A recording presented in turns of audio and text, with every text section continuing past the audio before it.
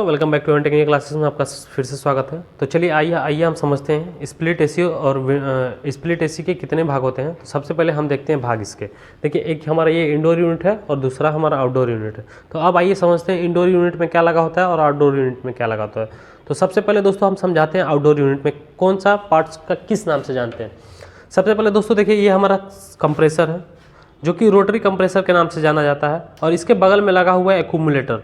तो एक्यूमुलेटर का क्या काम होता है, जो भी गैस आता है वो एक्यूमुलेटर में आता है, यानी जो भी रेफ्रिजरेंट हमारा लिक्विड फॉर्म में आएगा वो हमारा एक्यूमुलेटर से नीचे जाके कंप्रेसर में रुक जाएगा और जो भी वेपर फॉर्म में आएगा वो कंप्रेसर से आउट हो जाएगा, यानी कंप्रेसर फिर उसी गैस को क्या करेगा, आउट करेगा। तो ये एक्यूमुलेटर का काम होता है और कंप्रेसर का काम होता है गैस को हाई प्रेशर हाई टेम्परेचर से डिस्चार्ज करना।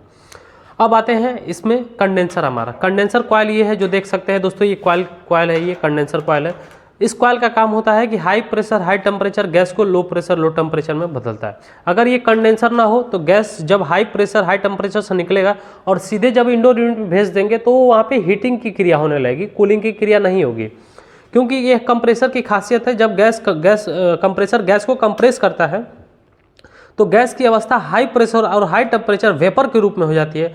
तो हमें वेपर के रूप में जब गैस रहेगा तो हमें कूलिंग क्रिया नहीं मिल पाएगी, इसलिए उस गैस को हमें लिक्विड फॉर्म में चेंज करने के लिए इस कंडेंसर कॉइल का उपयोग किया जाता है। ठीक है, साथ में ही इस पंखे का उपयोग इसलिए किया जाता है क्योंकि यह कंडेंसर में गैस इतनी हीट होती है कि कंडेंसर और नेचुरल हवा के द्वारा नहीं ठंडा हो पाता है, मतलब लिक्विड में नहीं बदल पाता है, इसलिए अलग से इसमें एक पंखा लगा दिया जाए जिसका नाम है एग्जॉस्ट फैन।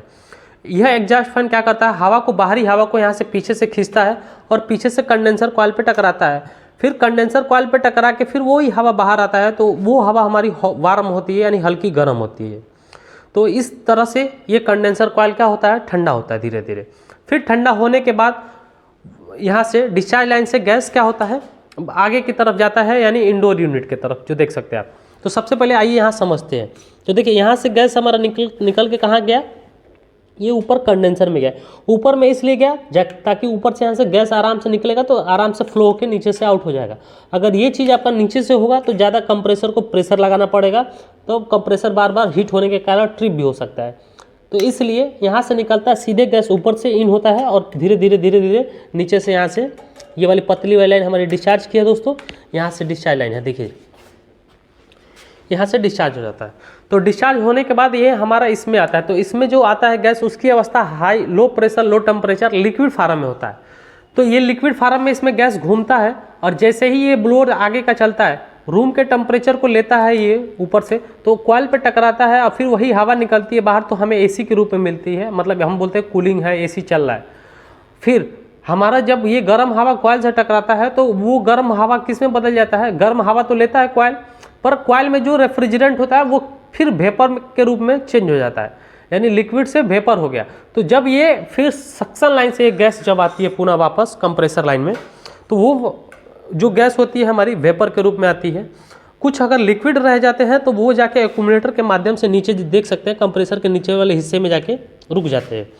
फिर वही रेफ्रिजरेंट हमारा जब कंप्रेसर चलते चलते हीट होता है तो वही रेफ्रिजरेंट हमारे फिर लिक्विड से वेपर बन के फिर आगे की तरफ बढ़ता है। तो ये ऐसे दोस्तों पूरा रेफ्रिजरेशन साइकिल कंप्लीट होता है।